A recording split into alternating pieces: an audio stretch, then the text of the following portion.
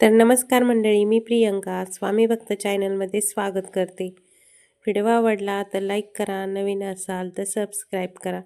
तर ताईंनो, सगळ्यात प्रथम तुम्हाला आज गुरुपौर्णिमेच्या खूप खूप भरभरून स्वामीमय शुभेच्छा.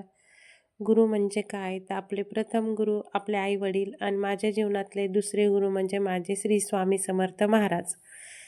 तर आज गुरुपौर्णिमा आहे आणि आज 3 वाजता रात्रीच ठरवलं होतं की आज 3 वाजता अभिषेक झाला पाहिजे. आणि म्हणजेच ब्रह्ममुहूर्तावर 3 वाजता उठले. सर्वप्रथम घरामध्ये चौकोन झाडू मारून पुसून घेतलं आणि त्यानंतर आंघोळ वगैरे झाली, फ्रेश झाले आणि पहिलं तर मग आता पूजा झाली पाहिजे आपल्या महाराजांची. त्या महाराजांचा सुंदर असा फोटो सकाळी सकाळी छान पुसून घेतला, दिवा प्रज्वलित केला, मस्तपैकी महाराजांना अष्टगंधाचा गंध लावला. आणि सकाळी सकाळी जे ब्रह्ममुहूर्तावर पूजा होती ना ताईंनो, तर विचारूच नका किती घरामध्ये प्रसन्न वाटतं. तर हीच ती मूर्ती आहे जीवनात मला सुखदुःखात साथ दिलेली आहे. माझ्या आईवडिलाच्या नंतर माझे गुरु जे आहेत मी मानलेले, म्हणजे 3री-4थीला असताना मी स्वामीची सेवा चालू केलेली. तर आत्तापर्यंत माझ्या जीवनात खूप चढ उतार आले, पण प्रत्येक चढ उतारामध्ये स्वामींनी मला हात दिला.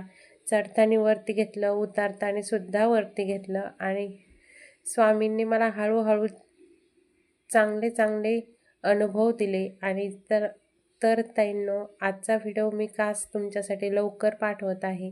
तर आज आहे गुरुपौर्णिमा. तर पौर्णिमेची आपल्याला कोणती सेवा करायची? तर सगळ्यात आधी आपल्याला स्वामीचरित्र वाचायचं आणि सगळ्यात आधी जर म्हणलं ना ताईंनो, तर नामस्मरण. महाराजांचं आज दिवसभरामध्ये काय होईल तेवढं नामस्मरण करा, मनातून श्रद्धेने करा. एक जे स्वामीचरित्र आहे ते सुद्धा आपल्याला पूर्ण वाचायचं आहे आणि जे काय आपली माळ आहे त्या माळेने होता होईन तेवढ्या माळी करायच्या आहेत स्वामींचा. जप मात्र भरपूर करायचा आहे. तर इथं छान सुंदर असा स्वामींना हार बनवून घेतला मी. आज काय कुठं बाहेरून आणला नाही, चला म्हणलं आज आपण घरीच बनवूया.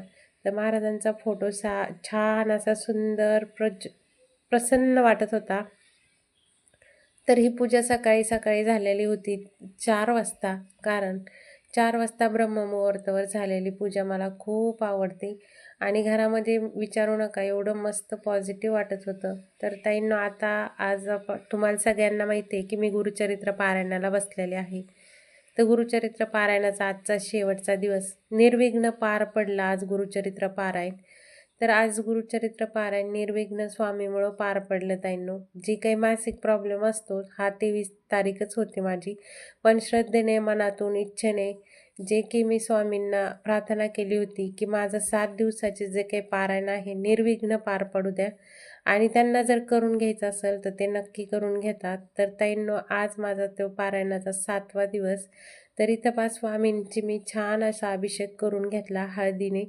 आणि त्यानंतर महाराजांना मी थोडंसं हिनात तर आहे ते लावत आहे. त्यानंतर महाराजांचा शृंगार चालू आहे सध्या. तर ताईंनो, आपल्याला आज केंद्रात जायचं आहे. ज्यांनी काही स्वामींना गुरु नसन स्वीकारलं त्यांनी आज जायचं आहे, गुरुपद स्वीकारायचं आहे, केंद्रात जायचं आहे, एक श्रीफळ न्यायचं आणि महाराजांना म्हणायचं, माझ्या आईवडिलाप्रमाणेच तुम्हीसुद्धा माझे गुरु आहात. माझ्या सुखदुःखात तुमची कायमस्वरूपीची साथ असू द्या. महाराजांचं सगळ्यात मोठी सेवा जर म्हणलं तर फक्त आणि फक्त नामस्मरण. सगळ्यात आधी तर आपण नामस्मरण करायचं. तर हा सुंदर असा गुलाबाचा जो काही पाकळ्याचा हार बनवला होता मी, तर हा सुद्धा महाराजांना दरवेळेस मी घालते, खूप सुंदर दिसतो. आणि जो काही साधा सिंपल शृंगार केला तर हा 7:30 वाजेपर्यंतचाच व्हिडिओ आहे, 3 ते 7:30पर्यंत. हे सगळं जे रुटीन तुम्हाला 10 ते 12 मिनिटात दिसतं, याच्यासाठी माझे 3-4 तास गेलेले असतात ताईंनो. जे काही सेवा आहे ती सेवा माझी आणखीन करायची बाकी आहे आणि आता वाचनाला सुद्धा जायचं आहे. मात्र ज्या काही ताई आहेत त्यांना असं वाटतं की आज गुरुपौर्णिमा आहे, आपण कशी सेवा केली पाहिजे, कोणती सेवा केली पाहिजे, त्यासाठी मी हा व्हिडिओ बनवला आहे. सर्वप्रथम श्रीसूक्त, पुरुषसूक्त हे लावायचं आहे, म्हणजे हे वाचायचं आहे आपल्याला. तुम्ही वाचलं नाही तर मोबाईलवर लावा आणि गळती ठेवा. महाराजांचं नामस्मरण करा व स्वामींचा आधी तर अभिषेक करून घ्या. नंतर छान असं महाराजांना नॅपकिनने सुंदर असं व्यवस्थित पुसून घ्या आणि त्यानंतर महाराजांना शृंगार करा, अष्टगंध लावा आणि महाराजांची प्रार्थना करा. मी जे काही केलं आहे ते तुमच्यापर्यंत पोहोचावं आणि आज मी तुमचा शृंगार केला त्याला तुम्हाला त्या शृंगारात तुम्ही तेजस्वी दिसावं आणि माझ्या जे काही मूर्ती आहे स्वामींची ती मूर्ती तुम्हाला दाखवते मी. एवढं छान रूप खुलून आलं होतं महाराजांचं. इथं माझ्याकडून डबल व्हिडिओ घेण्यात आला, ॲडजस्ट करा. तर ताईंनो इथं पहा महाराजांचं सुंदर असं रूप इतकं सुंदर दिसून आलं होतं आणि जर मनातून श्रद्धेने पूजा केली तर महाराज नक्कीच आपल्याशी म्हणजे प्रसन्न होतात आणि आपले जे काही कर्म आहेत ते सुद्धा आपल्या सेवेतून कमी होतात. तर ताईंनो आज गुरुपौर्णिमा, आज सांगता गुरुपौर्णिमे गुरुचरित्र पारायणाची. तर इथं सुंदर असा महाराजांचा शृंगार झाला आहे आणि तुम्हाला शेवट रूप तर दिसनच महाराजांचं. तर सुखदुःखात कायमस्वरूपी भिवू नकोस, मी तुझ्या पाठीशी आहे हा शब्द कायमस्वरूपी आपल्या मनात राहू द्या. निशंक होई निर्भय होई रे म्हणारे प्रचंड स्वामी बळ पाठीशी. खरंच स्वामींचं जे काही बळ असतं ते पाठीशी असतं आणि जे काही आपल्यासोबत निगेटिव्ह ऊर्जा राहते असते ती स्वामी सेवेत आल्यावर तर आपण मनाने खूप खूप पॉझिटिव्ह होतो ताईंनो. तर इथं माझं सकाळचे जे काही कामं आहेत ते सकाळी 7:30 वाजेपर्यंत आवरलेले होते. तर इथं पहा महाराजांची मूर्ती थोडीशी हसती आहे सुद्धा. मला तर दरवेळेस ते हसताना दिसते. आता ते तुमचं मन तुम्ही कसं पाहताय ते तुमच्यावरती डिपेंड. तर मला इथं मूर्ती हसताना दिसते. तर कशासाठी ते पण शेअर करते. दरवेळेस महाराजांना फेटा घालताना महाराज काही तो पटकन टोप घालून घेत नाहीत आणि 3-4 वेळेस तो पडतो आणि त्यानंतर त्यांना असं वाटत असेल की घालती का नाही म्हणून हसले असतील बसल्याच्या नंतर. तर इथं सुंदर असा जो फेटा आहे तो महाराजांना घालून घेतला. तर इथं पहा छान असे सकाळी सकाळी मस्त देवपूजा झाली. महाराजांचा फोटोसुद्धा तुमच्याशी दाखवला. त्यानंतर मात्र अंधारात बाहेर यायचे काही हेच नव्हतं, फक्त दार पुसून झाडून घेतलं होतं. नंतर सुंदर असं लेपन दिलं उंबरठ्याला हळदीचं. हे लेपन दिल्याशिवाय तर करमतच नाही. ज्या दिवशी काही फंक्शन असेल किंवा ज्या दिवशी काही सण वगैरे असेल त्या दिवशी नक्की हे लेपन देत असते. हळदीचं लेपन दिलं की दारामध्ये खूप खूप एनर्जी अशी पॉझिटिव्ह वाटते. त्यानंतर सुंदर अशा गुलाबाच्या पाकळ्या त्यावरती ठेवून घेतल्या आणि मस्त डेकोरेशन केल्यासारखं छान वाटत होतं. नंतर उंबरठ्याची पूजा केली हळदी कुंकू देऊन.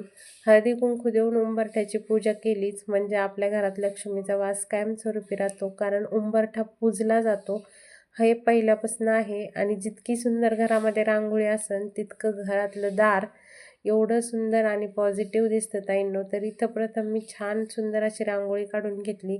तर आज दिवसभरात खूप सारे कामं होते. जे काही दुपारचा व्हिडिओ आहे तो सुद्धा तुमच्यासोबत 3-4 वाजता नक्की येईल. पण हे सकाळी सकाळी का तुमच्याशी शेअर केला, ज्यांचे कोणाची जर सेवा राहिली असेल तर हा व्हिडिओ तुम्हाला जवळपास 9 वाजता येईल. कारण आता वाचायला जायचं आहे, त्याआधी मी एडिट करून तुम्हाला पाठवत आहे आणि वाचनाचा आणि आज दत्त जयंतीचा व्हिडिओ तुम्हाला दुपारी नक्की पाहायला भेटेल. तर असेच नवनवीन व्हिडिओ पाहण्यासाठी स्वामी भक्त चॅनलला नक्की सबस्क्राईब करा. व्हिडिओ आवडला तर नक्की लाईक करत चला.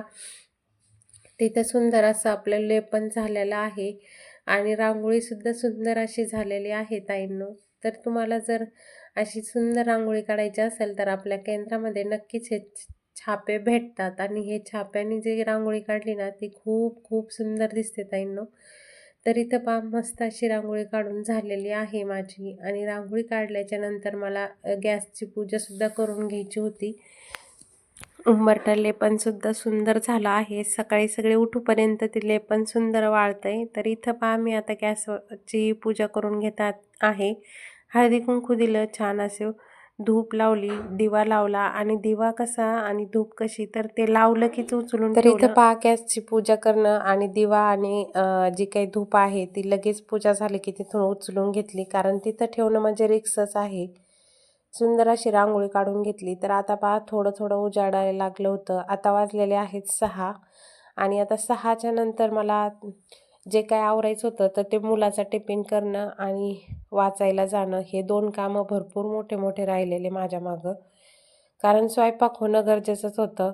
तर आज आहे गुरुपौर्णिमा. तर आज गुरुपौर्णिमा असल्यामुळं काहीला फराळीचं तर काहीचा स्वयंपाक हे बनवून घेण्यासाठी सुद्धा मी आता लगेच आवरून बनवायला सुरू केलं. तर पहिलं कणिक भिजवून घेतली, छान अशा पोळ्या टाकून घेतल्या.